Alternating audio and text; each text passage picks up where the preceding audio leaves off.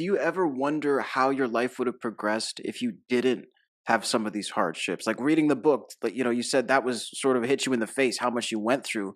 Do you ever wonder why what life would have been like if you didn't? Or is it just, are you happy to be where you're at and that's where it is? Well, let's get two questions there because I have to answer this two ways. 2 weeks ago, I went to dinner with my childhood buddies from the eighth grade. All of those guys had been in my house with my mother at one time or another, playing basketball. My mother made steaks for them, whatever. So they knew when I was coming from when I told them this. I was sitting there with two Spanish kids and two Italian kids and myself. And I said to them, we were talking about families and whatnot. I go, look, I know you guys know this, but you don't want to say it. Like I know you guys know this, but I'll repeat it anyway. And this is a strong statement. Each of them called me days later and were like, Joey, that's fucked up what you said. But it's true. If my mother wouldn't have died, I wouldn't have done anything with my life. Wow. Because when you're Spanish, especially Cuban, especially my household, when you're Spanish and you have a son, you're the king. You're a Latin king. It's like being Italian and having that relationship with your mom. You do no wrong, all that shit. I get it. If my mother would have lived, I wouldn't have done anything because she would have allowed me to be not worthless, but she would have allowed me to be complacent. You wouldn't have been the person that you ended up having to be, right? No.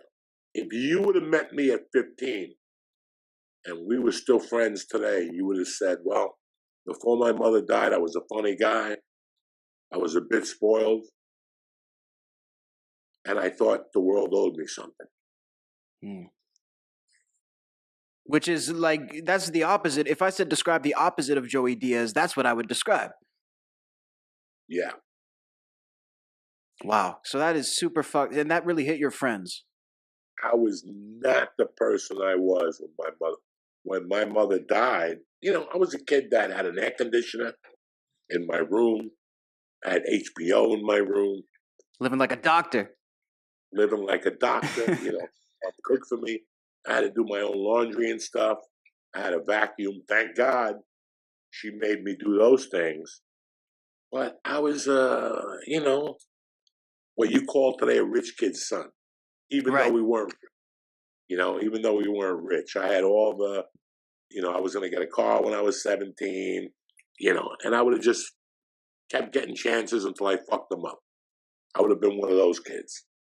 That's why I wouldn't have done nothing if my mother would have lived, because I would have just woken up every day with an excuse. When are you going to get a job?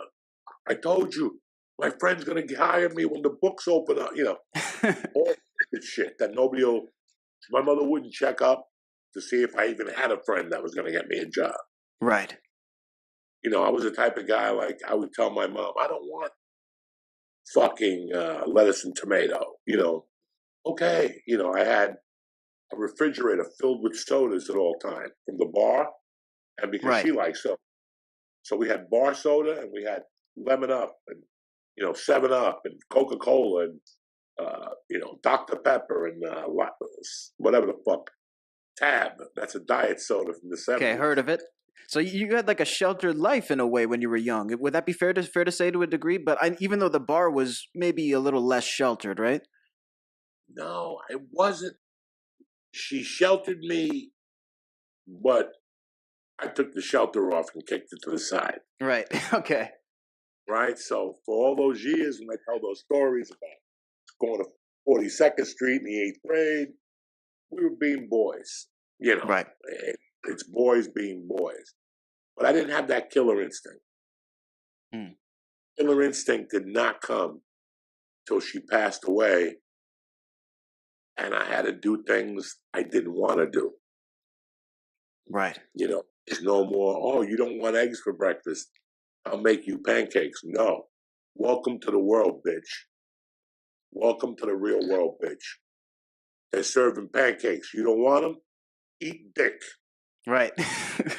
And I still remember my mom telling me one time, like, when I die, one day when I'm dead, you're gonna suffer. And dog, I fucking suffered. Like I said, I had to do things that were completely out of my realm.